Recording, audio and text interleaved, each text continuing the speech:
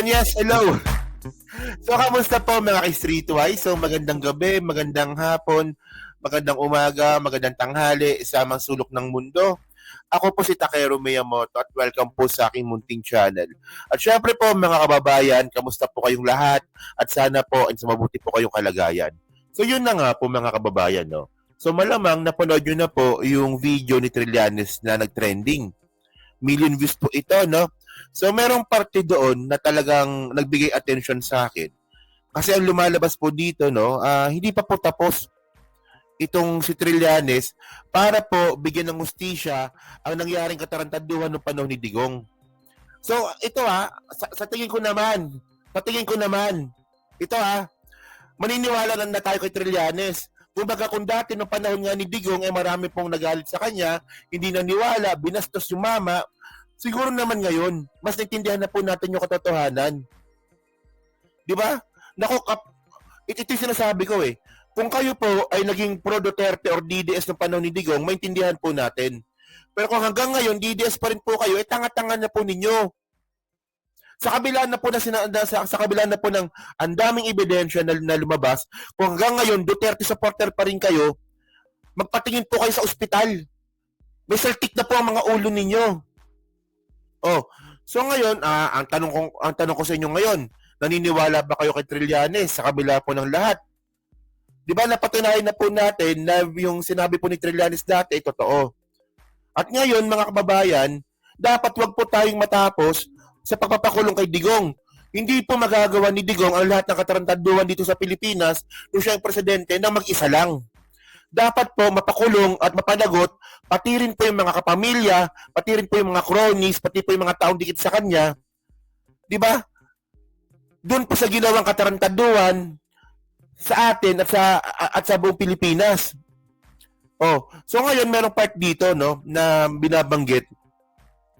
So ito itong video po na to ay senior ni Trillanes to Okay, so ang gumawa nito si Balita at Kaalaman. Si ano to si Kume. Wow, magaling talaga si Kume gumawa ng video no.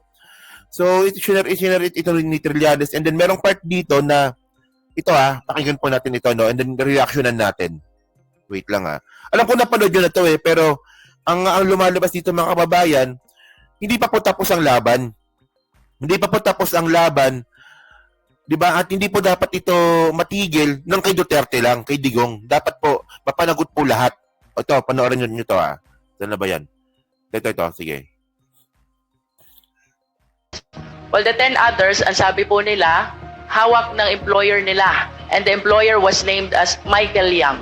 What can you say about this? Nothing to do with it. Wala akong pakialam dyan.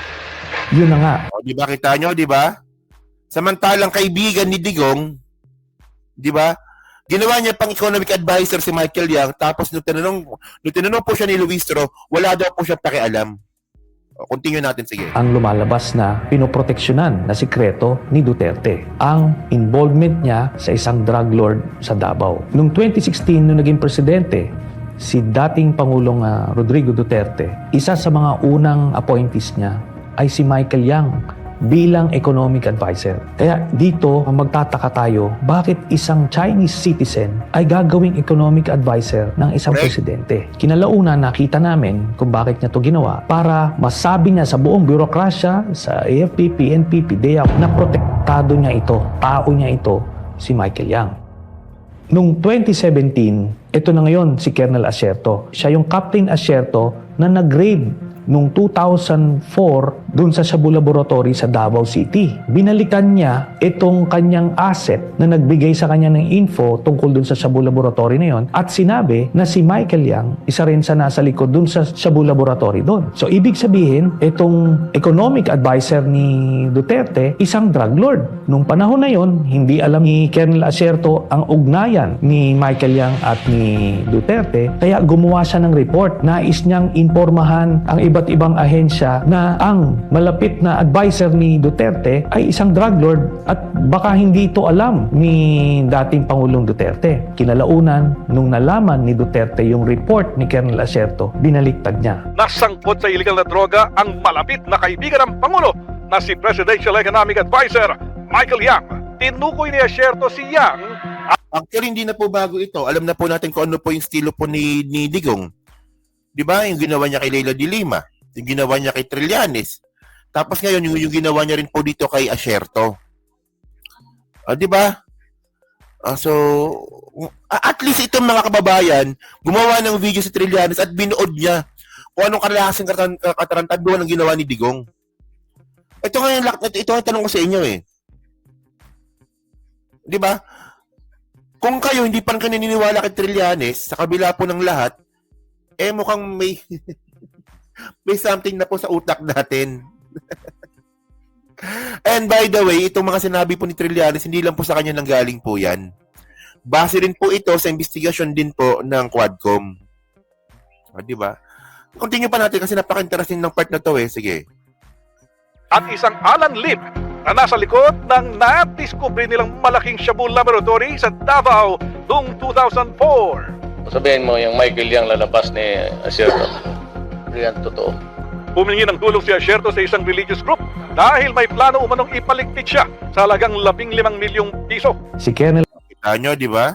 Asierto ngayon ang pinagbintangan na isang drug lord at siya ay pinapapatay sa publiko. Sa takot ni Colonel Asierto, siya ay nagtago hanggang ngayon. Siya na rin ay isa sa mga titistigo sa International Criminal Court. Sa madaling salita, habang pinapamuka ni dating Yan, natandaan nyo ha, sa Asierto po, no?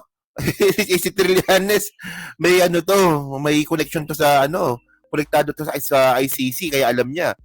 So, ito ang isa po sa mga kakaharapin po ni Digong. Maghaharap po sila doon ni Asierto. O, di ba? Isipin mo, mamamatay tao ka na nga, putang ina ka, drug pusher ka pa, drug lord ka pa, Duterte ka. O, kanang inan to, no? Pangulong Rodrigo Duterte ang mga pagpatay sa iba't ibang pushers, dealers, yung mga Chinese chemists na galing sa ibang triad na nasa loob ng kulungan na ito ay naisalaysay dun sa Quad Committee hearings. Nasa likod pala nito ay i-import nila ang mga shabu sa pamamagitan ni Michael Yang, Charlie Tan at Sammy Uy. Ito ay dinadaan sa customs para makontrol nila ang supply galing sa ibang bansa. Merong isang beses yung sa magnetic lifters, nakita na mismo ng mga K9 positive na merong shabu pero at binabaliwala ni Duterte at ina-arbor kung sino man. They were assuming that for those metal magnetic contained, so the borehole, there was nothing there. It was pure speculation. Ayon sa PDEA, naabutan nilang butas at walang laman ang lifters dahil naipuslit ng droga palabas ng warehouse. Kaya ni isang drug lord ay walang nakasuhan dun sa mga tone-toneladang mga na-import na shabu. Ang nagpapasilitate nitong lahat, una-una si Pulong Duterte, ang kanyang son-in-law na si Mans Carpio, ang Customs Commissioner Nicanor Faeldon, at iba pang mga personalidad na nakadikit kay Duterte mismo. Anong So, grabe, no? So, ganito pong kababoy ginawa ni Duterte sa Pilipinas nung siya yung presidente. So, isipin nyo, no? Pamilya ng drug lord pala itong mga hayop na to. At ako naniniwala po ako dito. Naniniwala po ako dito. At hindi lang ito basta-basta sinabi lang ni Trillanes, ito po ay napatunayan na po sa Quadcom. Oh. So, ngayon mga kababayan, no? Nababanggit po ngayon, no? So, anong plano ngayon? Ito yung pinakamagandang dito na nangyari eh. Di ba? So, dahil po dyan, may nabalitaan po tayo nung isang araw. Ito arrest warrant versus Bato de la Rosa, other Duterte officials coming soon. Sabi po ito ni Cristina Conti. Si Cristina Conti po na legal counsel ng ICC na binabash po ngayon ng mga bobong mga DDS. Ayan, di ba? So, tingnan nyo ito, basahin natin ito Sabi dito, according to Conti, the ICC recognized that Duterte did not act alone in the implementation of extrajudicial killings during his administration war on drugs, highlighting the involvement of top officials such as Bato de la Rosa who served as Philippine National Police Chief under Duterte.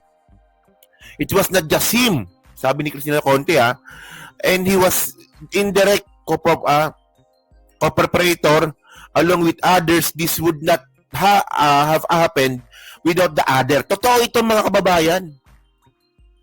Ay, hindi ko pala. Sorry. Ito pala. Ito pala, sorry. Ito pala sinasabi ko. Sorry. Yan, ito pala. Post nyo na lang. So, ito yung binabasa ko. Hindi ko pala nailipat. Yan. Okay, di ba? Oh. So, ngayon, ito sinasabi po natin, mga kababayan. Hindi po mangyayari ang war on drugs. Hindi po mangyayari ang patayan. Hindi po mangyayari ang kartel po ng droga sa Pilipinas kung si Duterte lang po mag-isa. At ako naniniwala po ako dito no na itong ginagawa po ni Trillanes, hindi po ito natatapos kay Duterte. Gagawa pa rin po ng paraan itong si next mayor ng Caloocan no, na si Antonio Trillanes para ipapanagutin yung mga bumaboy po sa Pilipinas. At ayun naman po talaga ang dapat. Especially, itong asawa po ni Sara na ngayon po tatay-tahimik. Parte pala ito ng drug cartel, sabi ni Trillanes yun ha. Sabi rin ng Quadcom yun. So ito, base po dito sa balita po na to ha. Ito malupit ito eh. Tatay-tahimik, di ba? Sabi nga ni Sara, mabaho daw hininga nito eh. So, sabi dito, Paulo Duterte, Manscarpio, Michael Yang linked to 6 billion drug case. Oh. So, ang nagbigay nito, ang nagpahayag nito si Jimmy Guban. Oh, Guban previously appeared in 2018 hearing of the Senate Blue Ribbon Committee linking former Police Colonel Asierto to the shipment of magnetic lifters containing 6 billion worth of shabu in Manila port in the same year. Guban changed his tune on Thursday, telling the House Quad Committee he was threatened after he cited in contempt by the Senate. So, sino yung mga senador nun? Mga kaalyado ni Digong. Oh, so, nakita ko po, staff ng Blue Ribbon, may susunod po po sa kanya pumasok diretso sa kwarto. Tuloy-tuloy po akong dinuduro, Jimmy, pagbanggit mo sa pangalan na to. Okay? So, ngayon, mga kababayan, si Jimmy Guban po pala yung nakakita po ng mga droga dun po sa magnetic lifters at inuungkat at sinasangkot niya nga dito si Manscarpio at saka si Pulong Duterte. Malamang alam nyo na yung kwento po na yan eh kasi kung kayo po updated, alam nyo na po yan na talagang sangkot po talaga base po sa mga ebidensya at saka sa mga testigo itong si Digong, si Pulong at saka si Manscarpio. Diba? Dito po nga po sa cartel po ng droga. Isipin nyo kung gano'n tayo ginagawa ni Digong, no? Kunwari, gagawa ng drug war, papatayin yung mga mahihirap nating kababayan. Yun naman pala, gusto palang gawing monopolyo yung droga sa Pilipinas. Malupit, di ba? Matindi. Kaya ako hindi po ako naniniwalang walang pera yung mga Duterte po na yan. Oh, di ba? So kayo po ba, agree ba kayo dito? Na dapat po talaga hindi matapos kay Digong? Yung pagpapanagot dyan po sa nangyari po sa atin sa Pilipinas. Kasi ako naniniwala ba kayo, no? Agree ba kayo dito, no? Na hindi magagawa ni Digong mag-isa yung pambababoy po sa Pilipinas mag-isa. Na siya lang mag-isa. Meron pa mga kasama yan. May mga kasabwat po yan. At agree po ba kayo na kailangan din panagutin itong mga tao po na to? So, yun pa, no?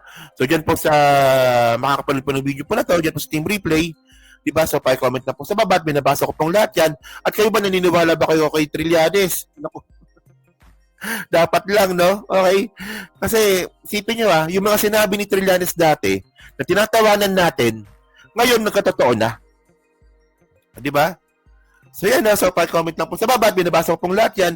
At syempre, dyan po sa Team Replay, pa-like, pa-subscribe. At yun naman kalabisan, pa-share na rin po ng video po na to. So, thank you mga streetways. So, kita na lang ulit tayo sa susunod nating content. So, thank you, salamat, and bye-bye.